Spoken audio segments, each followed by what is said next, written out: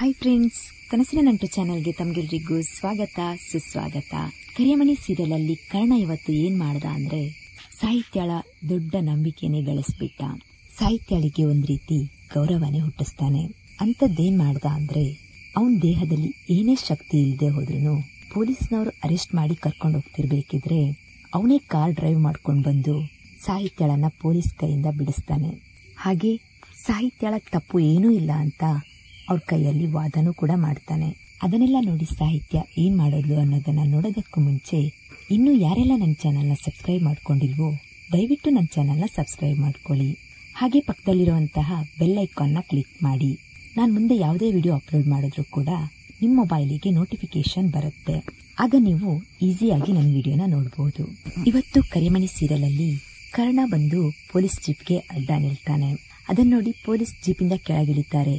ಹಾಗೆ ಕರ್ಣನ್ ನೋಡಿ ಕೂಡ ಅವರಿಗೆ ಶಾಕ್ ಆಗುತ್ತೆ. ಕರ್ಣ ಬಂದವನೇ ಸಾಹಿತ್ಯ ಅವ್ರದ್ದು ಏನೂ ತಪ್ಪಿಲ್ಲ, ಅವರು ನನ್ಗೆ ವಿಷ ಹಾಕಿಲ್ಲ, ಅವ್ರಂತ ಹುಡುಗಿನೂ ಅಲ್ಲ, ಅವರನ್ನ ಬಿಟ್ಬಿಡಿ ಅಂತ ಕೇಳ್ಕೊತಾನೆ. ಆಗ ಪೊಲೀಸ್ ಹೇಳ್ತಾರೆ, ವನಜ ಅವ್ರು ಕಂಪ್ಲೇಂಟ್ ಕೊಟ್ಟಿದ್ದಾರೆ, ನೀವು ನೋಡಿದ್ರೆ ಬಂದು ಹೀಗೆ ಹೇಳ್ತಿದ್ದೀರಲ್ಲ, ಅದನ್ನ ಹೇಳೋದಕ್ಕೋಸ್ಕರ ನೀವು ಹಾಸ್ಪಿಟಲ್ ಇಂದ ಈ ಪರಿಸ್ಥಿತಿಲಿ ಇಲ್ಲಿವರೆಗೂ ಬಂದ್ರ ಅಂತ ಕೇಳ್ತಾರೆ.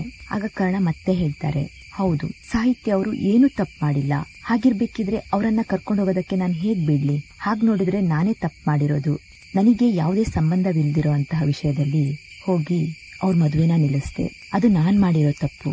ಅದರಿಂದಾಗಿ ಎಷ್ಟೆಲ್ಲಾ ಪ್ರಾಬ್ಲಮ್ ಆಯ್ತು. ಅವ್ರಪ್ಪ ಕೋಮಾಗೋದ್ರು, ಅವ್ರು ಎಷ್ಟೆಲ್ಲ ಅವಮಾನ ಅನುಭವಿಸಿದ್ರು. ಅಂತ ಪರಿಸ್ಥಿತಿಲೂ ಅವ್ರು ನನ್ಗೆ ಯಾವತ್ತೂ ಕೆಟ್ಟದ್ ಬಯಸಿಲ್ಲ, ಏನು ಕೆಟ್ಟದ್ ಮಾಡೂ ಇಲ್ಲ. ಹಾಗಿರ್ಬೇಕಿದ್ರೆ ಸಾಹಿತ್ಯ ತಪ್ಪು ಮಾಡೋದಕ್ಕೆ ಹೇಗ್ ಸಾಧ್ಯ? ಅಷ್ಟು ಒಳ್ಳೆಯವ್ರನ್ನ ನೀವು ಹೇಗ್ ಅರೆಸ್ಟ್ ಮಾಡ್ಲಿ ಅಂತ ನಾನ್ ಬಿಡ್ಲಿ? ಅದಕ್ಕೆ ನಾನು ಅಲ್ಲಿಂದ ಬಂದೆ ಅಂತ ಕರ್ಣ ಹೇಳ್ತಾನೆ. ಹಾಗೆ ಕರ್ಣನ್ ತಂದೆ ಕೂಡ ಹೇಳ್ತಾರೆ, ಇಲ್ಲ, ಸಾಹಿತ್ಯ ತುಂಬಾ ಒಳ್ಳೆ ಹುಡುಗಿ, ವನಜಾಗೆ ನಾನ್ ಹೇಳಿ ಕಂಪ್ಲೇಂಟ್ ನ ವಾಪಸ್ ತಗೊಳ್ಳೋದಕ್ಕೆ ಹೇಳ್ತೀನಿ, ನೀವು ಸಾಹಿತ್ಯನ ಬಿಟ್ಬಿಡಿ ಅಂತ ಚಂದ್ರಶೇಖರ್ ಅವ್ರು ಹೇಳ್ತಾರೆ. ಆಗ ಸರಿ ಆಯ್ತು ಅಂತ ಹೇಳಿ ಪೊಲೀಸರು ಸಾಹಿತ್ಯಳನ್ನ ಬಿಡ್ತಾರೆ. ಈ ಕಡೆಯಿಂದ ಹಾಸ್ಪಿಟಲ್ ಅಲ್ಲಿ ವೆಂಕಟೇಶ್ ಅವರಿಗೆ ವಿಷಯ ತಿಳಿಯುತ್ತೆ. ಸಾಹಿತ್ಯ ರಿಲೀಸ್ ಆಗಿದ್ದಾಳೆ ಅನ್ನೋದು ವೆಂಕಟೇಶ್ ಅವರಿಗೆ ಗೊತ್ತಾಗತ್ತೆ. ಆಗ ವೆಂಕಟೇಶ್ ಅವರು ಮನೆಯವರಿಗೆಲ್ರಿಗೂ ಹೇಳ್ತಾರೆ, ಸಾಹಿತ್ಯಳನ್ನ ಪೊಲೀಸ್ನವರು ಬಿಟ್ರಂತೆ ಅಂತ ಹೇಳಿ ವೆಂಕಟೇಶ್ ಅವರು ಅವ್ರ ಫ್ಯಾಮಿಲಿಯವರು ಖುಷಿ ಪಡ್ತಾರೆ. ಅಷ್ಟೊತ್ತಿಗೆ ಅರುಂಧತಿ ಅವರಿಗೆ ಟೆನ್ಷನ್ ಆಗಿರತ್ತೆ. ತನ್ ಮಗನ್ಗೆ ಏನಾಯ್ತು ಅಂತ ಹೇಳಿ ಚಿಂತೆ ಮಾಡ್ತಿರ್ತಾರೆ.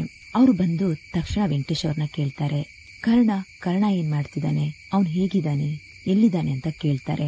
ಆಗ ವೆಂಕಟೇಶ್ ಅವ್ರು ಹೇಳ್ತಾರೆ, ಕರ್ಣ ಸಾಹಿತ್ಯಳನ್ನ ಬಿಡೋದಕ್ಕೆ ಮನೆಗೆ ಹೋಗಿದಾನಂತೆ ಅಂತ ಹೇಳ್ತಾರೆ. ಸರಿ ಆಯ್ತು, ನಾವಿನ್ ಮನೆಗೆ ಹೋಗೋಣ ಅಂತ ಹೇಳಿ ವೆಂಕಟೇಶ್ವರ್ ಅವ್ರ ಮನೆಯವರಿಗೆ ಹೇಳ್ತಾರೆ. ಅಷ್ಟೊತ್ತಿಗೆ ಅವರಿಗೆ ವನಜ ಅವರು ಅದಕ್ಕಿಂತ ಮುಂಚೆ ಮಾತಾಡಿರೋದು ನೆನ್ಪಿಗೆ ಬರುತ್ತೆ.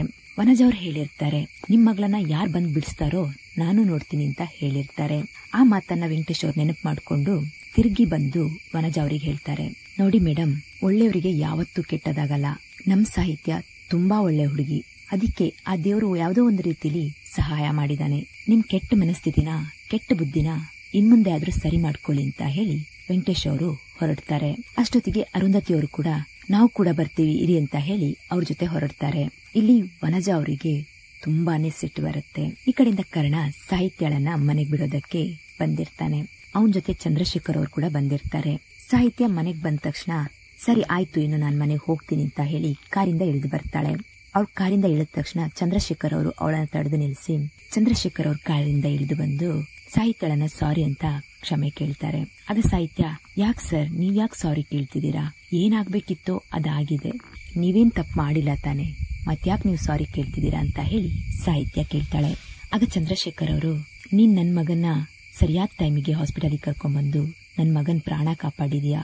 ನೀನೇನಾದ್ರೂ ಅವಾಗ ಸಹಾಯ ಮಾಡಿಲ್ಲ ಅಂದಿದ್ರೆ ನನ್ ಮಗಂಗೆ ಏನಾಗ್ತಿತ್ತೋ ಗೊತ್ತಿಲ್ಲ. ನನ್ ಮಗ ನನ್ ಪ್ರಾಣ, ನನ್ ಸರ್ವಸ್ವನೂ ಅವನೇ, ಅವನ್ ಪ್ರಾಣನ ನೀನ್ ಉಳಿಸಿದ್ಯಾ. ಆದ್ರೆ ನಮ್ ಕಡೆಯಿಂದ ಒಂದ್ ತಪ್ಪಾಗೋಯ್ತು, ಏನೋ ಅದು ನನ್ ಗಮನಕ್ಕೆ ಬರ್ದೇನೆ ಆ ರೀತಿ ಆಗೋಯ್ತು, ಅದಕ್ಕೆ ನಮ್ಮನ್ನ ಕ್ಷಮಿಸ್ಬಿಡು ಅಂತ ಚಂದ್ರಶೇಖರ್ ಅವ್ರು ಕೇಳ್ತಾರೆ.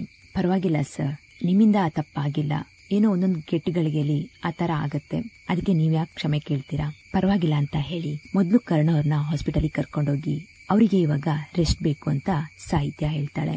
ಸರಿ ಆಯ್ತಮ್ಮ, ನೀನ್ ಹೊರಡಿನು ಮನೆಗೆ ಅಂತ ಹೇಳಿ ಚಂದ್ರಶೇಖರ್ ಅವರು ಅಲ್ಲಿಂದ ಹೊರಡ್ತಾರೆ. ಪುಣ್ಯಕೋಟಿ ಅಂತ ಮನಸ್ಸು ಸಾಹಿತ್ಯಳದ್ದು. ಅಂತ ಮನಸ್ಸಿಗೆ, ಅಂತ ಭಾವನೆಗಳಿಗೆ ಯಾಕೆ ಬಿಟ್ಟು ಬೀಳ್ತಿದೆ? ಸಾಹಿತ್ಯಳ ಇಂಥ ಒಳ್ಳೆ ಮನಸ್ಸಿಗೆ ಯಾವತ್ತಿಗೂ ಏಟಾಗ್ದಿರೋ ತರ ಕರ್ಣ ಬೆಂಬಲವಾಗಿ ನಿಲ್ತಾನ.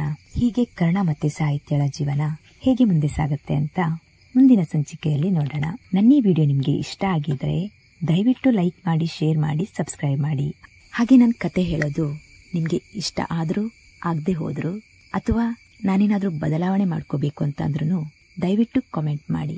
ಹಾಗೆ ನನ್ನ ಪ್ರೀತಿಯ ವಿದಾಯದೊಂದಿಗೆ ಇವತ್ತಿನ ವಿಡಿಯೋನ ಮುಗಿಸ್ತಾ ಇದ್ದೀನಿ. ಮುಂದಿನ ವಿಡಿಯೋದೊಂದಿಗೆ ಮತ್ತೆ ಸಿಗೋಣ. Thank you all.